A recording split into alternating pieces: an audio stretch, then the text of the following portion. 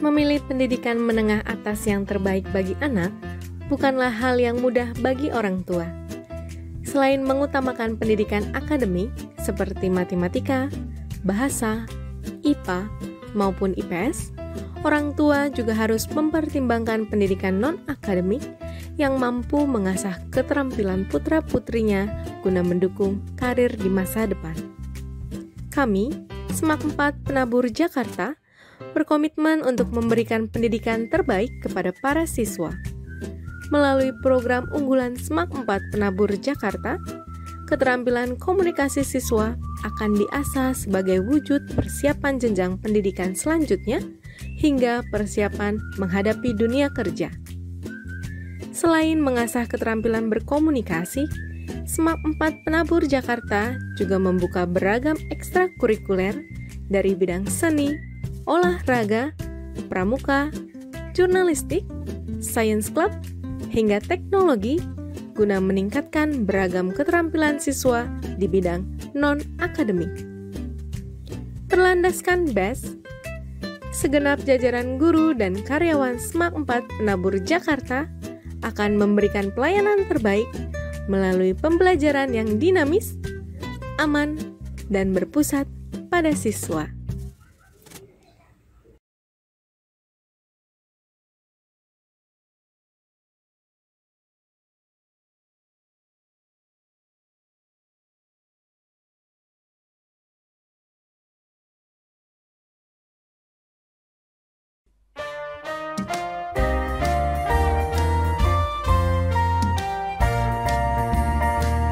Bersukacitalah selalu, tunjukkan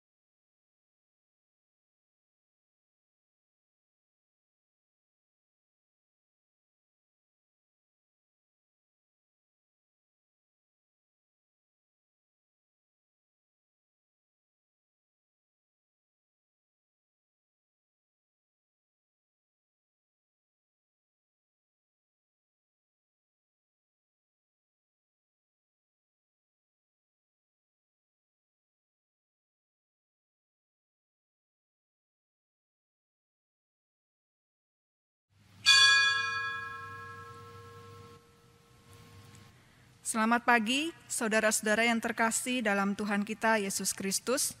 Sebelum kebaktian kita mulai, kami mohon perhatian jemaat untuk beberapa warta lisan sebagai berikut.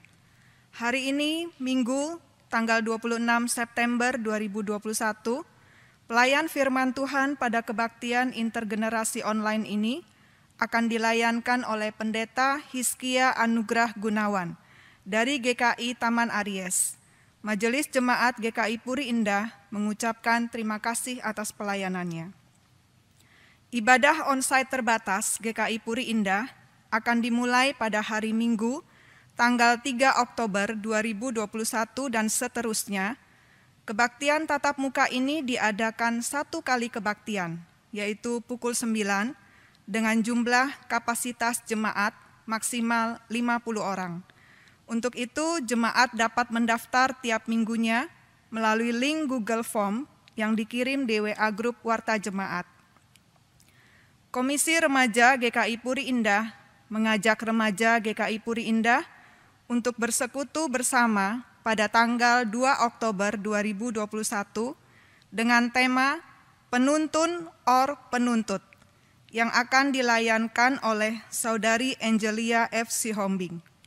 Untuk info selengkapnya bisa dilihat pada warta digital. Berita duka cita, telah berpulang ke rumah Bapa di sorga pada hari Kamis, tanggal 23 September 2021, Bapak Yunus N. Atma Rumeksa, ayah Anda dari Penatuan Newin Isal Atma Rumeksa, dan mertua dari Ibu Sari dalam usia 85 tahun. Majelis Jemaat GKI Puri Indah menyampaikan rasa bela sungkawa. Kiranya Tuhan yang memberikan kekuatan serta penghiburan bagi keluarga yang ditinggalkan. Majelis Jemaat GKI Puri Indah mengundang Bapak, Ibu, Saudara, dan Saudari yang telah mengaku percaya atau telah dibaptis dewasa untuk mengikuti perjamuan kudus secara onsite terbatas maupun partisipatif pada hari Minggu tanggal 3 Oktober 2021 pukul 9 yang akan dilayankan oleh Pendeta Cipto Martalu Sapangi. Hosti dan anggur bisa diambil di Tata Usaha GKI Puri pada hari kerja Senin sampai Jumat pukul 9 sampai pukul 4 sore dan pada hari Sabtu pukul 9 sampai pukul 1 siang. Mari kita mempersiapkan diri sebaik-baiknya untuk menyambut perjamuan kudus ini. Kami mengundang pemusik dan pemandu nyanyian jemaat GKI Puri Indah untuk mengikuti pembinaan musik gerejawi sesi 3 dengan tema Musik Gereja Kristen Indonesia memetakan berbagai macam musik gereja dan menempatkan diri pada posisi yang dipegang oleh Gereja Kristen Indonesia. Pada hari ini, tanggal 26 September, pukul 2 sampai 4 sore, dan akan dibawakan oleh Saudara Arya Prasetyo Adi. Untuk info selanjutnya bisa dilihat pada warta digital. Mari Bapak, Ibu, dan saudara-saudara yang berdomisili di wilayah 5 bergabung dalam persekutuan yang akan diadakan pada hari Rabu, tanggal 29 September 2021, pukul 19.30 dengan tema Resiliensi dilayankan oleh Pendeta Winer Pananjaya. Untuk info selengkapnya bisa dilihat pada warta digital. Panitia Bulan Keluarga telah menyiapkan serangkaian acara talk show, virtual tour, dan berbagai macam lomba yang menarik buat Bapak dan Ibu semua. Dimulai dari tanggal 2 Oktober, acara talk show dan diakhiri dengan persekutuan Komisi Dewasa pada tanggal 30 Oktober. Kami menyambut dan mengharapkan partisipasi Bapak, Ibu, dan saudara-saudara untuk mengikuti acara yang telah kami siapkan. Keterangan lengkap bisa dibaca di Warta Jemaat. Kepada saudara-saudara yang baru pertama kali mengikuti ibadah online, Majelis Jemaat mengucapkan selamat bergabung. Sekian warta lisan pada hari ini. Sebelum kita memulai ibadah, mari kita mempersiapkan diri dalam saat teduh pribadi.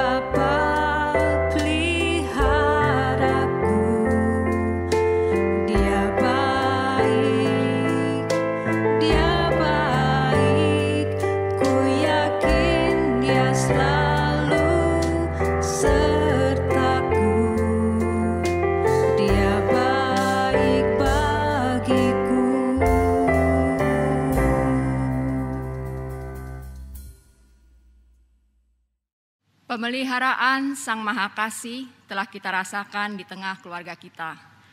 Maka patutlah kita, mulai dari anak-anak, remaja, pemuda, dewasa, dan lanjut usia, menaikkan syukur atasnya. Marilah kita masuk rumahnya untuk mengucap syukur dan memuji kasih-Nya.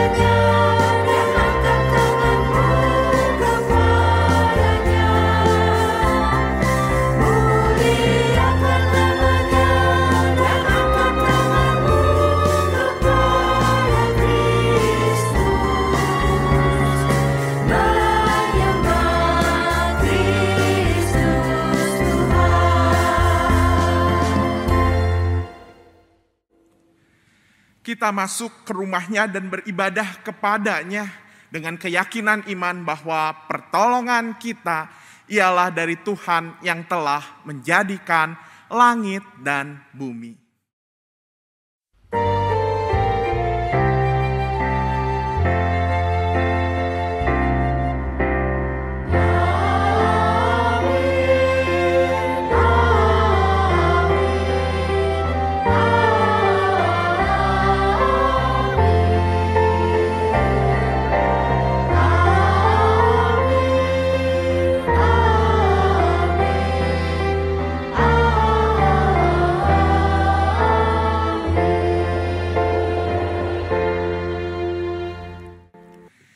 kasih karunia dan damai sejahtera dari Allah Bapa kita, dari Tuhan Yesus Kristus, menyertaimu sekalian.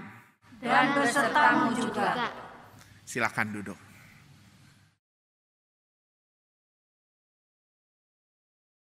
Nathan sayang, gimana hari kamu hari ini? Aman, Mi. Sesuai pesan Mami. Tadi, Tony mau ikut main game online bareng, tapi nggak punya laptop. Zaman gini, masa nggak punya laptop? Jadi kita ketawain bareng aja deh. Wah, kakak.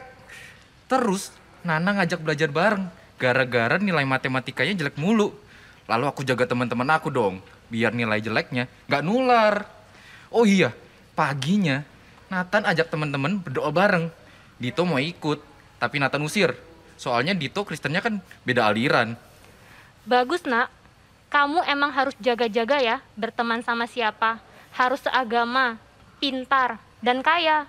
Satu agama juga harus satu aliran dan pemahaman ya. Ingat, itu penting.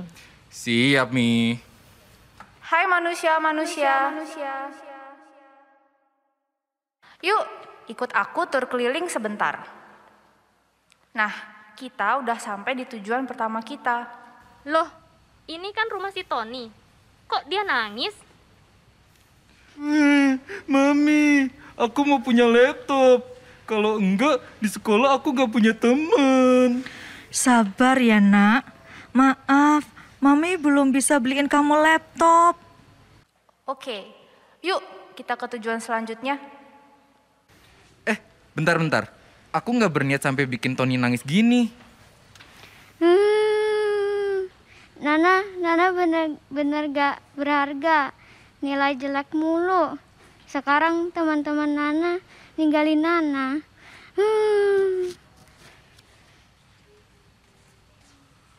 Hah? Si Nathan ngomong kayak gitu ke kamu? Emang bener-bener jahat ya dia dan keluarganya? Padahal dia teman main kamu dari kecil. Aduh, Mami benar-benar malu dan nyesel. Harusnya kita bisa nerima sesama dan datangin kebaikan. Bukan jadi kayak gini. Gimana nih, Mi? Aku udah bikin teman-teman aku sedih. Nah, gimana turnya? Udah sedikit sadar belum? Ketahuilah kalau semakin kalian memisah-misahkan dan membeda-bedakan orang, yang terjadi hanyalah perpecahan dan kesedihan. Selain itu juga bisa bikin hati Tuhan sedih. Yuk kita simak khotbah hari ini supaya kita semakin paham.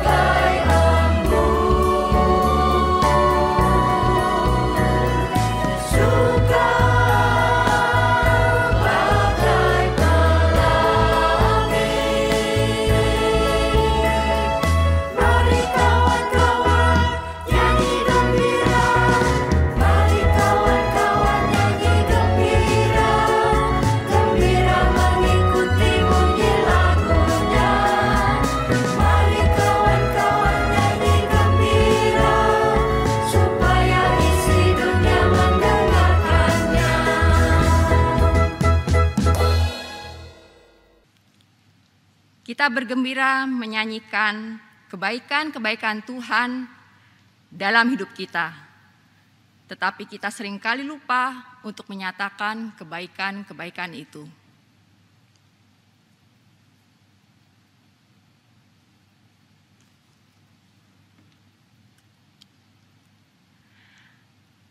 Adik-adik, saudara-saudara, dan oma-opa terkasih, dengan penuh kerendahan hati, marilah kita menundukkan kepala, menengadahkan hati untuk menyatakan kesalahan dan pelanggaran kita di hadapan Tuhan. Tuhan Yesus, gembalaku yang baik, aku mengakui kesalahanku yang menyakiti Tuhan. Aku sering tidak jujur, tidak mendengarkan nasihat papa mama, tidak membantu membereskan mainanku, atau juga malas belajar dan masih banyak lagi kesalahan-kesalahanku. Tuhan, aku mohon ampunilah aku. Anugerah-Mu seringkali kami sia-siakan, bahkan dengan dalih kesibukan, kami sering mengabaikan kesempatan untuk menolong dan melayani orang lain. Kami tidak menggunakan talenta kami untuk menyatakan tuntunan kasih Tuhan yang besar bagi kami. Ya Tuhan, Gembala kami, ampunilah kami. Kasih dan pemeliharaan setiap waktu telah Tuhan nyatakan. Namun, kami masih saja khawatir dan ragu menjalani keseharian kami. Pikiran kami dipenuhi kecemasan akan keberadaan diri yang lemah, hingga kami tak sempat mendoakan keluarga, anak cucu, apalagi orang lain. Ya Tuhan yang Maha Peduli, ampunilah kami. Kasihanilah kami ya Tuhan, dan buatlah hati kami lapang dan bersih. Amin.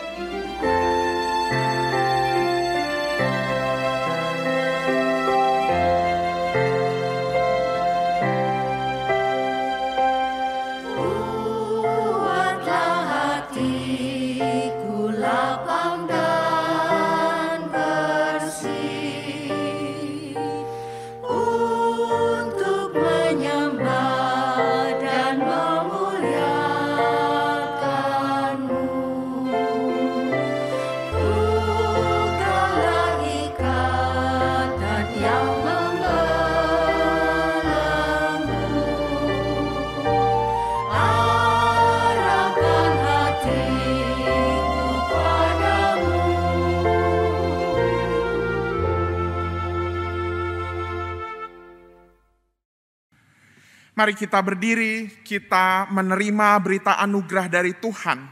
Menurut surat 1 Petrus pasal 1 ayat 3.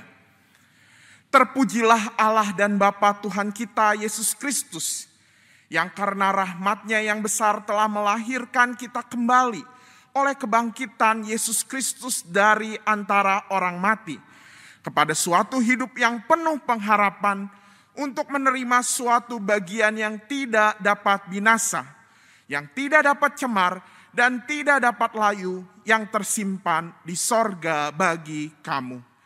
Demikianlah berita anugerah dari Tuhan. Syukur kepada Allah. Salam damai untuk kita semua. Salam damai bagimu juga.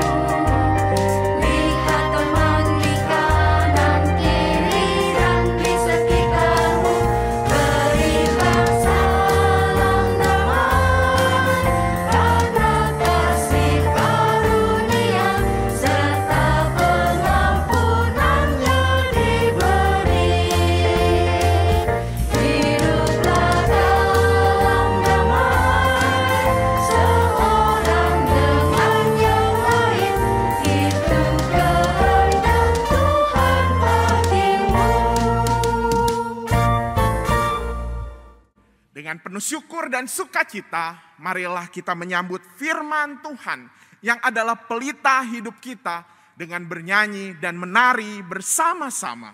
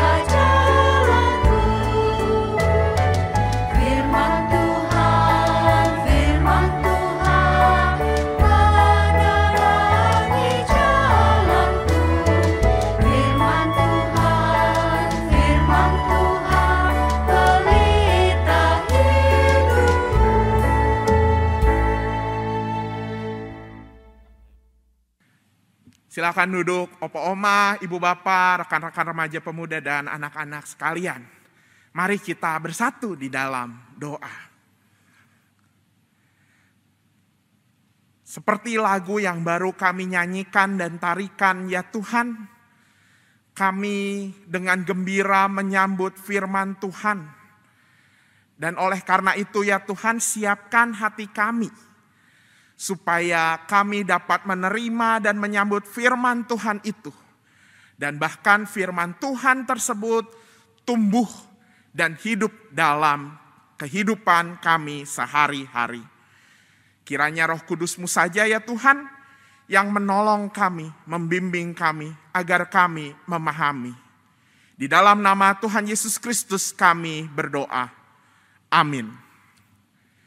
Mari kita berdiri. Kita menyambut Injil Tuhan kita Yesus Kristus menurut Markus pasal 9 ayat 38 sampai 50.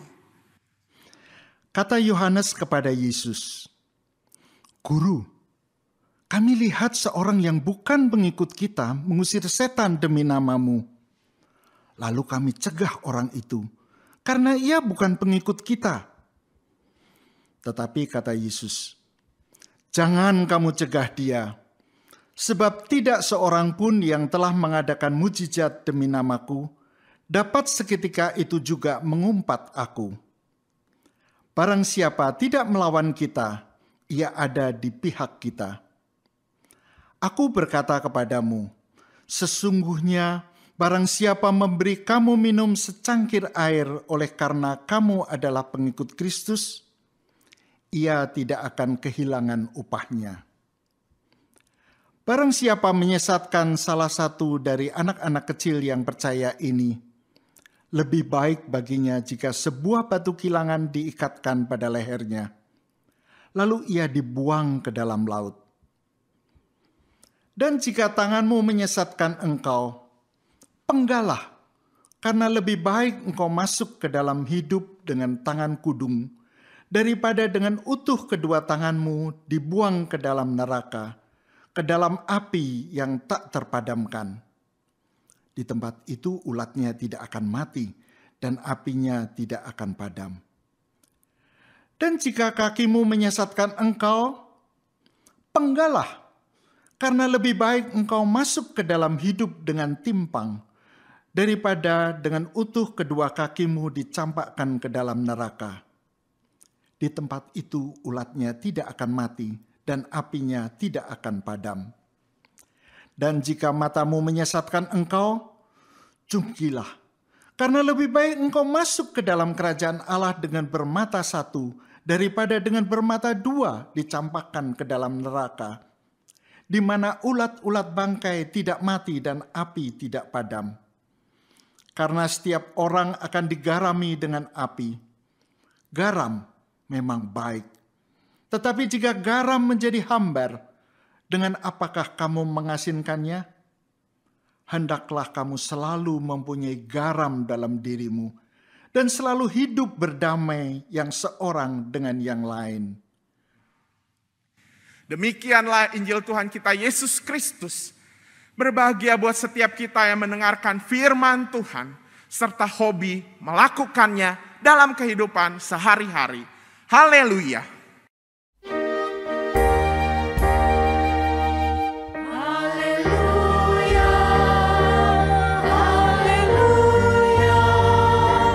Haleluya.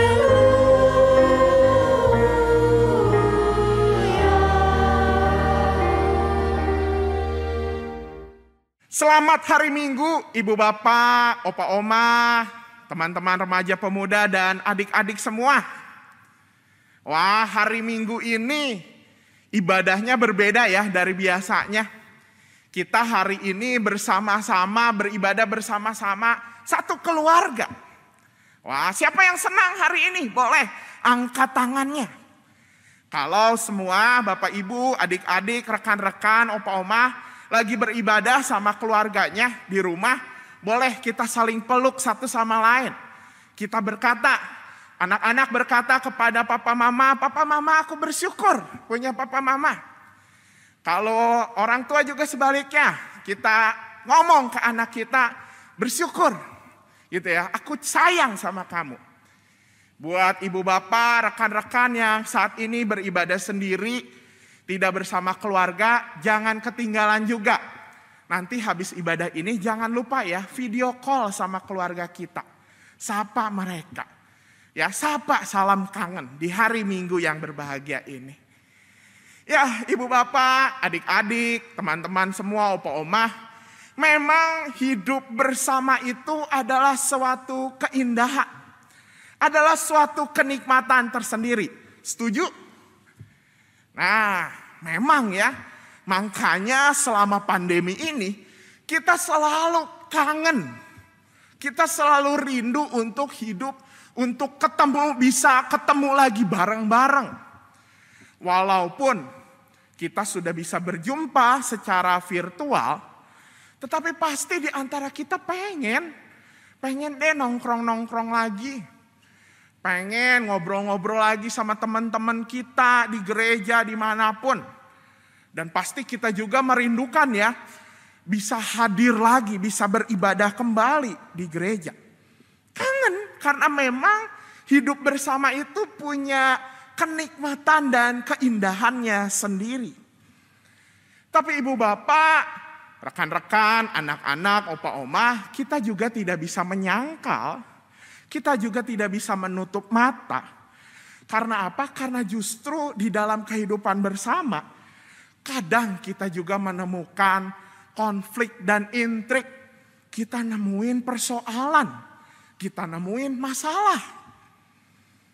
Coba saja di tengah keluarga kita, ketika masa pandemi ini membuat kita semua banyak waktu di rumah, biasanya sibuk masing-masing, baik itu di gereja, di kantor, di sekolah, memang ada keindahannya sendiri. Tetapi kita juga sering mendengar, justru di masa pandemi ini ada banyak orang, ada banyak keluarga yang juga diambang perpecahan. Coba apalagi hidup bersama justru menimbulkan masalah. Mungkin ada di antara kita yang dulu waktu belum aktif pelayanan di gereja kayak ke gereja baik-baik aja. Tapi ketika aktif pelayanan malah jadi ada masalah, malah jadi ada konflik. Jadi apa? Enggak suka sama seseorang. Di sekolah nih buat adik-adik, buat teman-teman remaja atau teman-teman pemuda yang juga masih kuliah. Awalnya baik-baik aja, tapi ketika habis kerja kelompok, ada teman kita yang gak ngerjain tugasnya. Jadinya apa? Kesel, marah. Jadi ada masalah. Dan akhirnya, karena kita menyadari hal itu bahwa ternyata memang hidup bersama juga menimbulkan persoalan. Akhirnya kadang kita membuat batas tersendiri sebagai antisipasi. Ya udah deh. Kita kerja kelompoknya, pelayanan barengnya sama teman-teman yang seirama dengan kita. Yang satu karakter dengan kita. Ya udah deh, kita mau kerja kelompoknya, mau bareng-barengnya sama siapa? Sama mereka yang sama asyiknya. Biar gak ada tuh masalah-masalah, intrik-intrik dalam hidup bersama. Ibu bapak, rekan-rekan, opa oma, adik-adik semua, itu juga yang terjadi pada murid Yesus. Baru Yesus menasihati para murid supaya bisa menyambut setiap orang, supaya bisa menyambut setiap orang baik yang terasing maupun yang tersisih. Dan kita juga sudah mendengarkan ya berita firman tentang itu dari Pak Cipto minggu lalu. Di perikop minggu ini, murid-murid bikin gara-gara lagi. Membuat Yesus akhirnya harus menegur mereka kembali, harus memberikan nasihat lagi kepada para murid. Apa sebabnya? Yuk kita semua perhatikan lagi di Injil kita. Di ayat 38, apa yang terjadi di situ? Coba adik-adik baca, coba di ayat 38. Kasih tahu papa mama, kasih tahu saudara kita. Apa yang terjadi pada saat itu?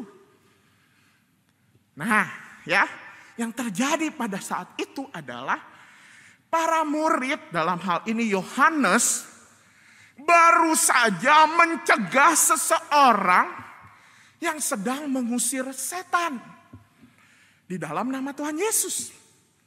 Tapi persoalannya orang ini bukanlah berasal dari 12 murid Yesus. Bukan menjadi bagian dari para rasul. Ibu bapak, rekan-rekan, opa-oma, adik-adik, mungkin kita di sini ketika membaca ayat ini kesel juga ya. Ini kenapa sih para murid kok lambat banget? Enggak ngerti-ngerti apa maksud Tuhan. Tapi ketika saya merefleksikan ayat ini, saya pun menyadari, jangan-jangan kadang-kadang kita juga terjebak dalam situasi yang sama seperti para murid. Iya, kita menerima setiap orang yang berbeda dari kita. Kita menyatakan kasih kepada mereka, itu udah suatu hal yang biasa. Tetapi ketika orang asing, orang yang berbeda dari kita, masuk dalam kelompok kita yang lebih dekat, masuk dalam lingkaran yang lebih dekat, inner circle kita, dia mau bekerja bersama dengan kita, wah kita mulai khawatir, kita mulai galau. Udah deh kita terima, tapi udah deh gak usah begitu dekat. Nanti jadinya gak asik, nanti jadinya nimbulin masalah. Kita menerima, tetapi kenyamanan kita nggak mau terganggu. Ngomong sih iya, kita nerima dengan kasih, kita menyambut seperti khotbah minggu lalu. Tapi kita nggak mau kenyamanan kita terganggu. Ini bayangin ya adik-adik, kalau di sekolah ada teman yang ngeselin banget.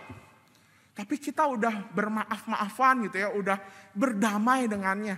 Tapi ketika ada kerja kelompok, teman itu mau masuk kelompok kita, kita langsung langsung ada ungkapan, ya sekelompok sama dia.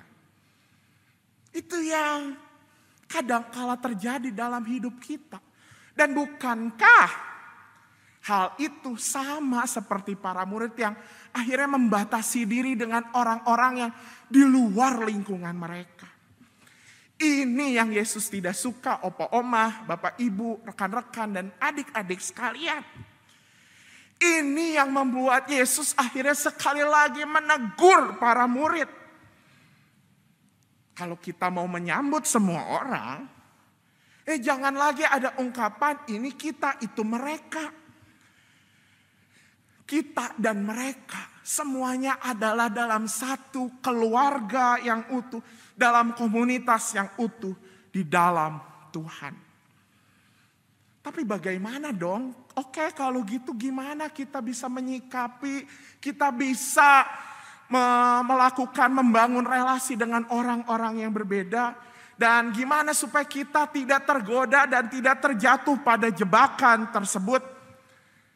Mari kita simak firman Tuhan hari ini. Ada 3 hal yang saya mau bagikan dalam refleksi firman Tuhan pada hari ini. Yang pertama, kalau kita simak dari Injil ini, sebenarnya sudah jelas pesan Yesus yang pertama. Jangan menilai orang lain hanya karena identitasnya, hanya karena statusnya. Karena statusnya bukan 12 murid, langsung dihakimi mereka sesat. Tidak. Itu yang mau Yesus kasih tahu. Jangan menilai orang lain hanya karena dari identitasnya. Identitas itu memang penting. Tapi kadangkala identitas juga memiliki jebakan. Terkadang identitas membuat kita jadinya mengkotak-kotakan orang-orang yang ada di sekitar kita. Ingatkah kita dengan drama Romeo dan Juliet? Jangan ingetnya drakor terus ya, drama Korea ya. Salah satu adegan dalam drama Romeo and Juliet ada perkataan, apalah arti sebuah nama. Ternyata sebenarnya pernyataan apalah arti sebuah nama itu merupakan kritik Shakespeare, pembuat dari drama Romeo and Juliet, bahwa kadang kala identitas itu membawa perselisihan. Ini terjadi dalam cerita tersebut. Nama keluarga Capulet yang tersemat di dalam nama Romeo itu membuat keluarga Juliet menolak Juliet menikah dengan Romeo. Dan akhirnya kita tahu akhir kisahnya tragis. Karena apa? Karena keluarga Capulet ternyata bermusuhan, berselisih. Padahal belum tentu Romeo memiliki sikap yang sama. Identitas kadangkala akhirnya menjadi ancaman. Jadi jauh sebelum Shakespeare mengkritisi soal ini, jauh sebelum Shakespeare mengingatkan bahwa identitas bisa menjadi kendala dan hambatan kita untuk berelasi, Tuhan Yesus sudah mengingatkan. Jangan sampai kita menilai seseorang hanya dari identitasnya. Kamu kelompok A, oh dia berasal dari kelompok A, oh begini kalau kelompok A. Oh kamu dari kelompok B, kalau kelompok B karakternya begini. Akhirnya memiliki label, memiliki stigma masing-masing. Dan akhirnya itu yang membuat kita gak mau berelasi lebih jauh. Nah kalau hari ini kita semua merayakan ibadah intergenerasi, biasanya persoalan generasi ini juga menjadi isu yang relevan, yang kontekstual, yang pas untuk kita refleksikan dalam pesan firman Tuhan hari ini. Kadangkala kita mendengar orang tua nggak mau nerima gaya anak muda. Tapi juga sebaliknya, anak muda juga nggak mau nerima gaya orang tua. Banyak yang bilang, nggak mau kerja sama orang tua sama generasi baby boomer ke atas. Pemikirannya jadul, gaptek, kolot. Dan akhirnya kita males. Padahal ada banyak pengalaman yang bisa kita dapatkan. Begitu juga orang tua sama anak muda. Jangan dilibatin deh, anak muda suka nggak komit. Nggak setia, serba instan. Lihat kerjaan aja pindah-pindah mulu. Kerjaannya cuma main HP terus malas-malasan. Akhirnya nggak diberikan peran lebih dalam pelayanan contohnya di gereja.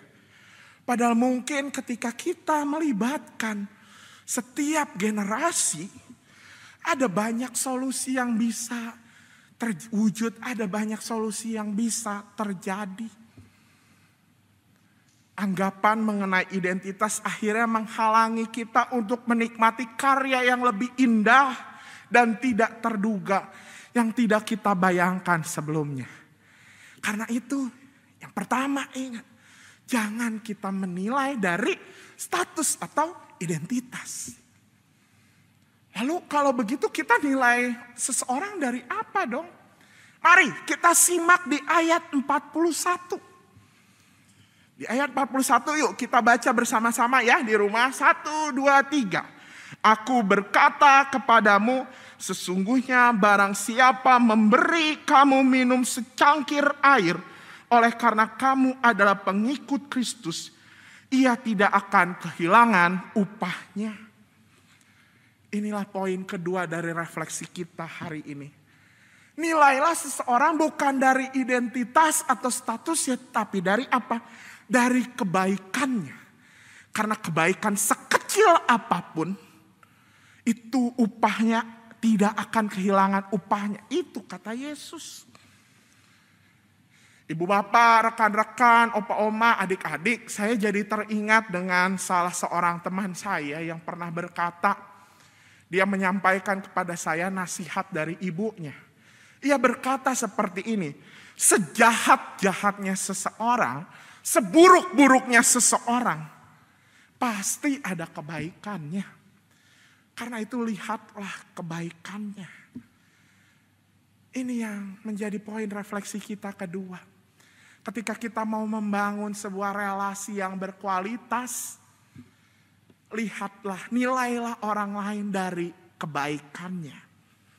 Minggu lalu di GKI Taman Aries kita baru rapat koordinasi antara majelis jemaat dan badan pelayanan jemaat.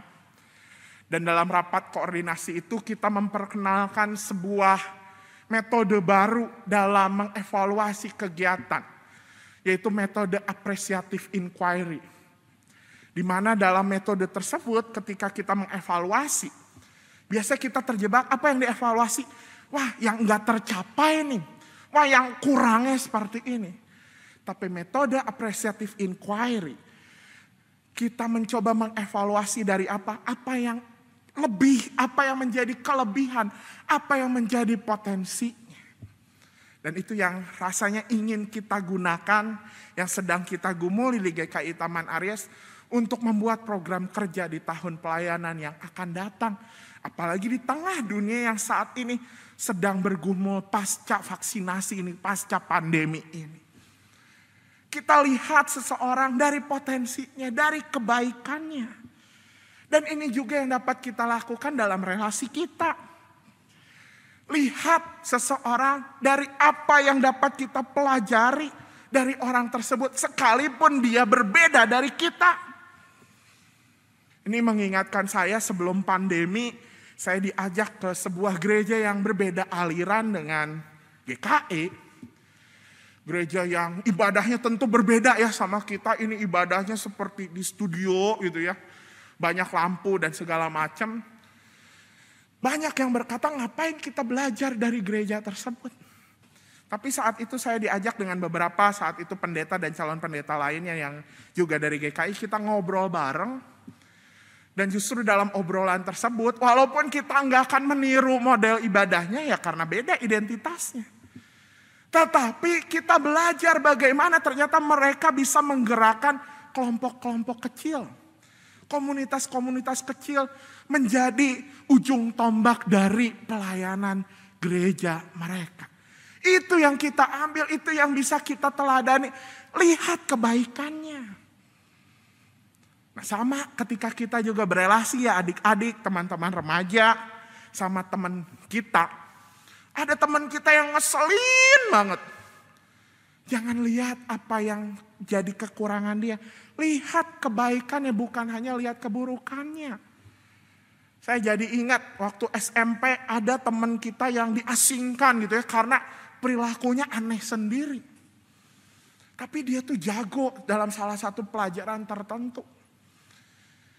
Ya walaupun kesal gitu ya, tapi kita bisa belajar dari dia. Dia ngajarin kita cara-cara cepat untuk mengerjakan soal dan segala macam. Walaupun sebenarnya suka sebel. Dan akhirnya beberapa tahun kemudian saya bertemu kembali dengan dirinya. Dia udah jadi jawara gitu ya, udah jadi dosen di salah satu universitas ternama.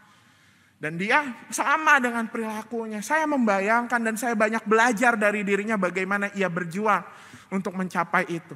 Saya membayangkan kalau dulu saya akhirnya memutuskan gak usah temenin dia deh karena saya sebel. Saya mungkin gak dapat berkat dari percakapan dengan dirinya. Saya mungkin gak akan ketemu dia lagi setelah bertahun-tahun.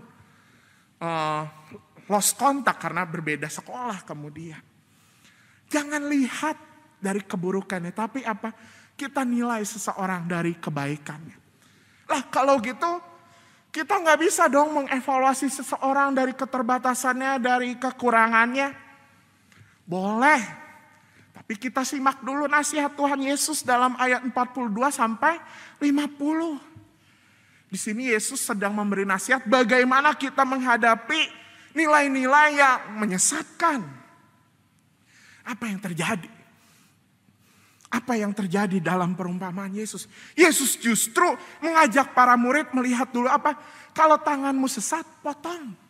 Kalau kakimu sesat, penggal. Kalau matamu sesat, satu cungkil. Mungkin buat adik-adik, serem banget sih. Ini serem banget perkataan ayat ini. Tapi di sini sebenarnya bukan soal itunya. Tapi sebenarnya Tuhan lagi mengajak apa? Kalau ngomongin soal sesat, lihat dulu diri sendiri. Lihat dulu tangan kita, kaki kita, mata kita. Menilai dari kekurangan, mulailah dari diri sendiri terlebih dahulu. Inilah poin ketiga dari refleksi kita pada hari ini. Ukurlah diri kita apa yang perlu diperbaiki. Apa saja sikap buruk yang masih ada dalam hidup kita. Jangan langsung menghakimi dan menilai orang lain. Dan memang hanya kita yang bisa mengukur dan hanya kita yang bisa menyadari, hanya diri sendiri yang bisa menyadari hal itu. Makanya di ayat 50 berkata bahwa hendaklah kamu mempunyai garam. Artinya apa? Kalau kita tahu ini yang kurang asin, ya memang kita yang kasih garam itu supaya nggak keasinan. Jangan menunjuk orang lain terlebih dahulu, tapi periksalah diri sendiri. Bahkan sebenarnya ketika kita memeriksa diri sendiri, ketika kita kemudian berubah, perubahan itu justru menjadi kesaksian yang mendorong seseorang untuk berubah juga. Saya jadi teringat dengan kisah almarhum Pastor Raditya Oloan. Kalau ibu bapak, rekan-rekan remaja pemuda pasti udah akrab sama nama ini. Bagaimana Pastor Raditya Oloan ini semasa hidupnya, ia mengalami pertobatan. Dan kisah pertobatannya ini menginspirasi orang-orang juga untuk terus berubah.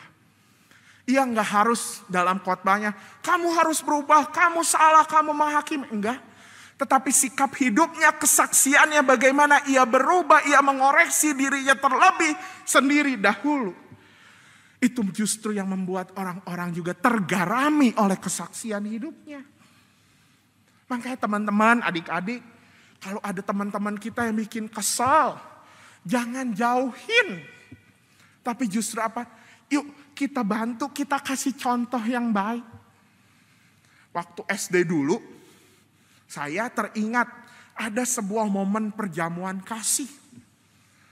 Dan dalam perjamuan kasih itu waktu kelas 1 SD, guru wali kelas saya berkata seperti ini. Coba bawa makanan kalian dan kasih ke orang yang paling kamu sebel di kelas ini. Wah, habis itu dengan polosnya saya ingat saat itu saya bawa molen. Wah, kalau orang Bandung tahu tuh molen ya. Oleh-oleh khas Bandung saya bawa molen. Lalu saya datang kepada teman saya yang orangnya pelit minta ampun. Pelit sama nilai dan segala macam. Lalu saya kasih. Momentum itu sangat membekas di hati saya. Kita melihat keburukan orang lain, tapi lihat dulu diri sendiri. Apakah saya juga sanggup untuk memberi? Nilailah diri kita sendiri terlebih dahulu sebelum kita menilai keburukan orang lain. Adik-adik, teman-teman remaja, pemuda, ibu bapak dan opa omah. 3 hal ini kiranya menjadi refleksi kita bersama di ibadah intergenerasi kita pada hari ini. Ketika kita merayakan hidup bersama, kita juga diingatkan seni hidup bersama. Menerima, menyambut setiap orang. Bukan sekadar ketika kita nerima. Tetapi ketika kita juga mau mengajak mereka masuk dalam lingkaran terdekat kita, inner circle kita. Jangan lagi membuat batas-batas yang kuat. Kita harus berelasi dengan penuh fleksibilitas, lebih cair. Ketika apa tadi? Yang pertama, jangan menilai seseorang dari identitasnya. Karena itu nilailah seseorang dari apa? Kebaikannya. Dan ketika kita tahu ada keburukan, nilai diri kita sendiri terlebih dahulu. Dengan begitu, kita tidak lagi terjebak untuk mengatakan, ini kita, itu mereka. Dengan 3 seni kehidupan ini, yang telah diwartakan oleh Yesus Kristus.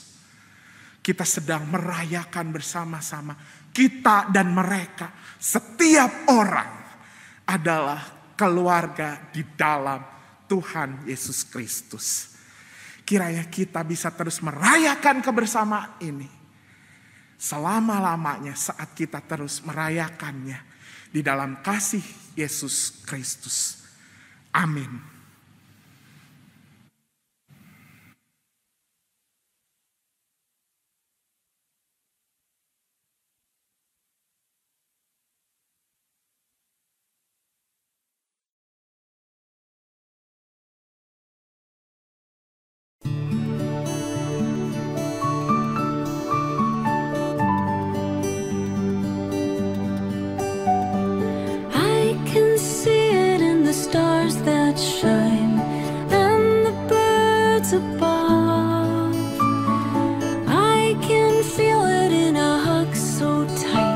the wonder of your love. God, you love me more than words can say, and as sure as the sun comes up, you will always stay. And I praise you, God of love, and I thank you for your Son, and I praise you, oh, I praise you, God of love.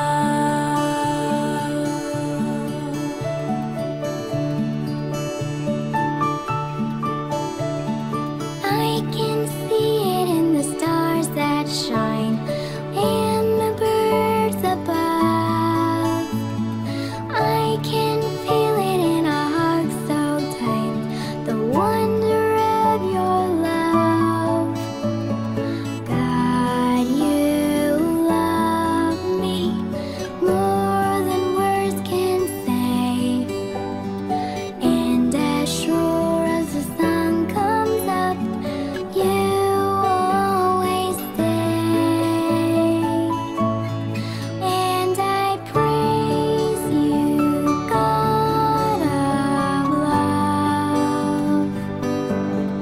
and I thank you for your Son. Yes, we praise you, God of love, and we thank you for your Son, and we praise you, oh, we praise you, and I praise you, oh, I praise you, God of love,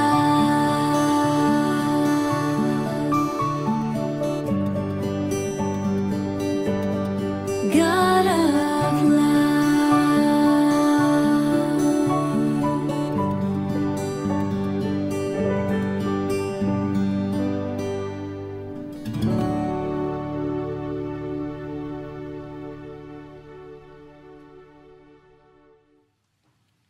Pada jemaat sekalian diundang untuk berdiri. Marilah kita bersama dengan umat Allah di masa lalu, masa kini, dan masa depan, mengingat janji baptisan kita dengan mengikrarkan pengakuan iman rasuli.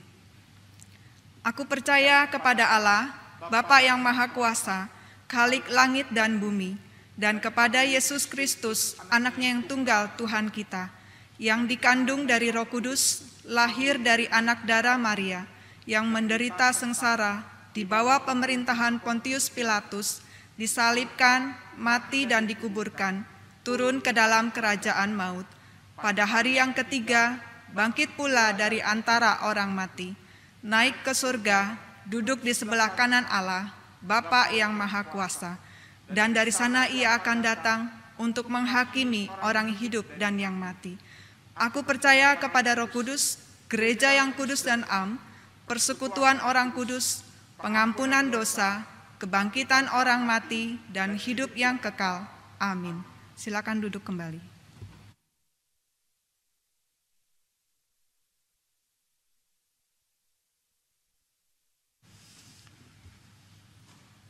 Pada hari Minggu, tanggal 3 Oktober 2021, kita akan merayakan perjamuan kudus secara on-site terbatas dan partisipatif bagi yang mengikuti secara online melalui live streaming YouTube di channel GKI Puri Indah jam 9 pagi.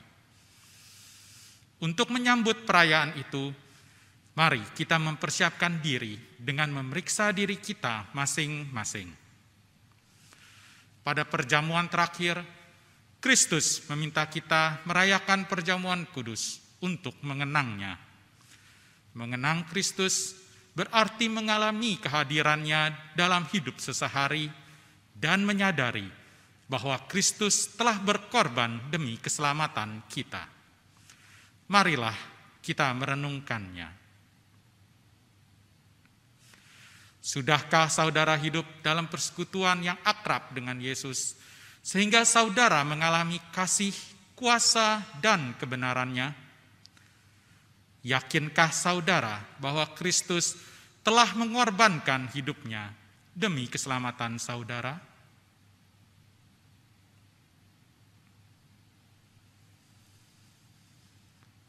Pada perjamuan terakhir, Kristus memecah roti dan mengangkat cawan, lalu membagikannya pada murid-muridnya.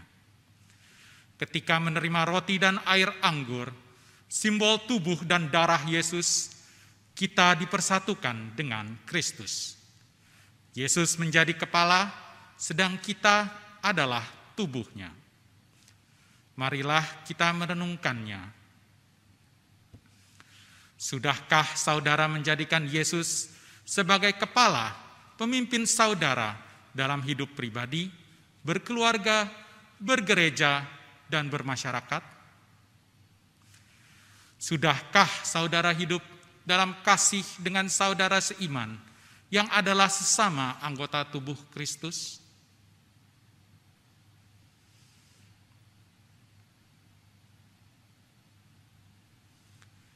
Dengan makan roti dan minum air anggur, kita dipersatukan dalam kematian dan kebangkitan Kristus. Ini berarti kita perlu menyangkal diri, memikul salib, dan mengikut Kristus. Menyangkal diri berarti rela berkorban demi Tuhan dan sesama. Marilah kita merenungkannya. Sudahkah saudara rela berkorban bagi sesama? Sudahkah kehidupan saudara menjadi berkat bagi sesama, peduli pada sesama, berani menyuarakan kebenaran dan keadilan, serta berjuang menciptakan damai sejahtera?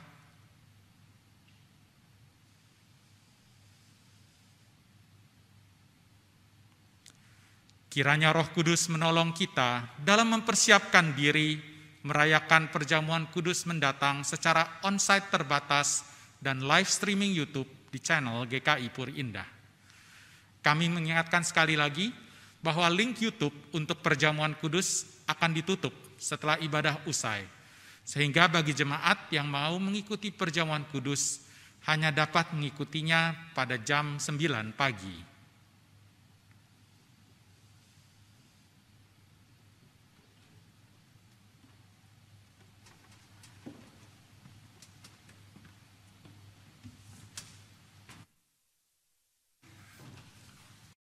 Mari kita bersatu di dalam doa.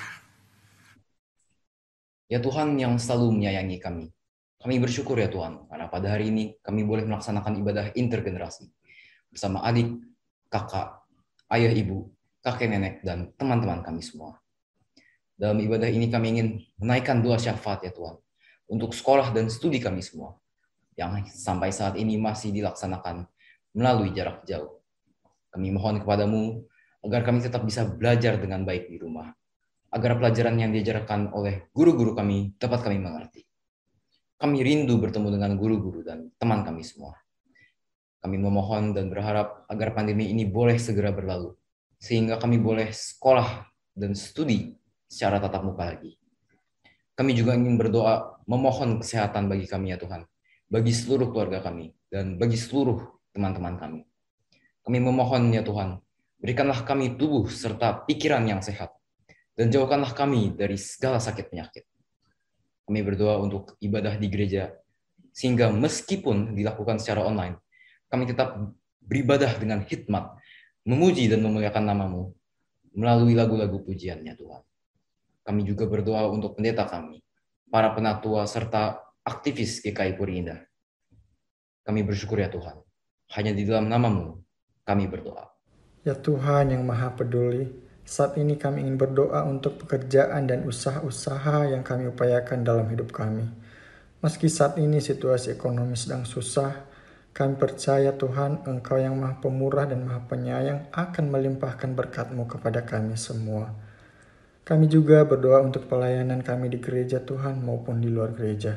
Pakailah kami Tuhan sebagai alat-Mu, sebagai saksi-Mu yang peduli pada sekitar kami, tanpa membeda-bedakan setiap keberadaan mereka, sebab kami semua adalah sama di hadapan-Mu ya Tuhan.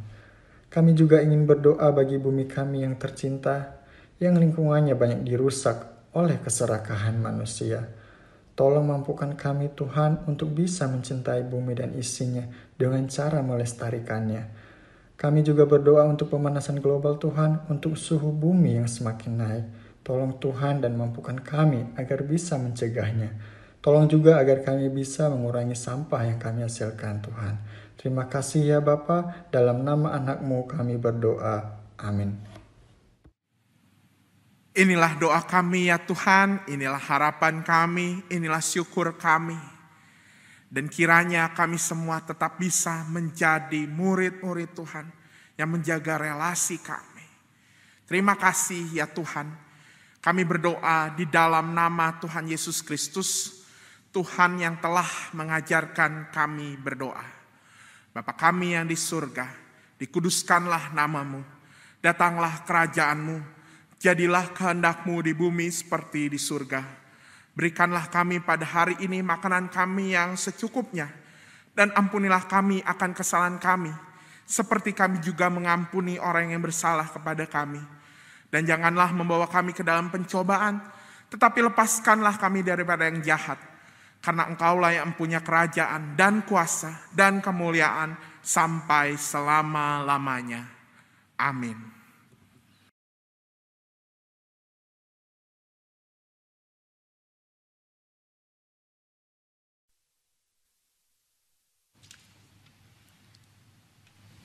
Marilah kita menyatakan syukur dengan memberikan persembahan dalam bentuk apapun, sebagaimana firman Tuhan dalam Mazmur pasal 50 ayat 23 menyatakan, siapa mempersembahkan syukur sebagai korban, ia memuliakan aku.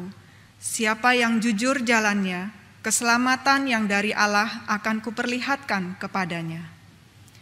Saudara dapat menyampaikan persembahan melalui transfer ke rekening BCA nomor 221-317-1194 atau scan QRIS, atau dapat pula memasukkan ke dalam amplop dan dibawa saat sudah bisa beribadah kembali secara onsite. Dan sambil menyampaikan persembahan, mari kita memuji Tuhan dari PKJ 146, bawa persembahan. Bawa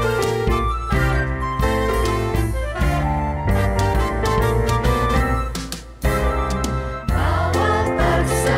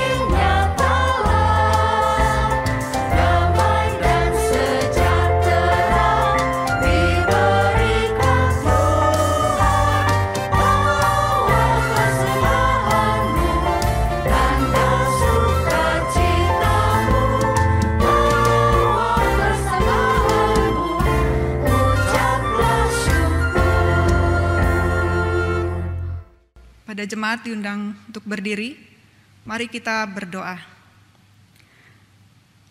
Tuhan, terima kasih atas penyertaan-Mu setiap saat dalam kehidupan kami. Kalau saat ini kami datang mengungkapkan rasa syukur kami, Tuhan, melalui persembahan yang asalnya daripada-Mu juga. Kiranya Tuhan menolong agar persembahan ini dapat dipergunakan seturut dengan kehendak-Mu yang baik. Dan Tuhan, pimpin kami dalam menjalani kehidupan kami, agar hidup kami juga boleh menjadi persembahan yang berkenan bagi Tuhan. Terima kasih Tuhan, hanya di dalam nama Tuhan kami Yesus Kristus kami ucap syukur. Amin. Tuhan selalu menemaniku di saat aku sedih, takut, senang, dan juga saat aku melakukan apa saja. Aku ingin seperti Tuhanku, menjadi teman bagi siapa saja yang di sekitarku. Allah yang Maha Peduli menuntun karya semua manusia dan menjadi sahabat yang menopang ketika manusia itu jatuh, bahkan terpuruk. Baiklah, kita mencontoh teladannya dengan menjadi sahabat yang peduli, tanpa membeda-bedakan, melalui doa, karya, dan karsa bagi sekeliling kita.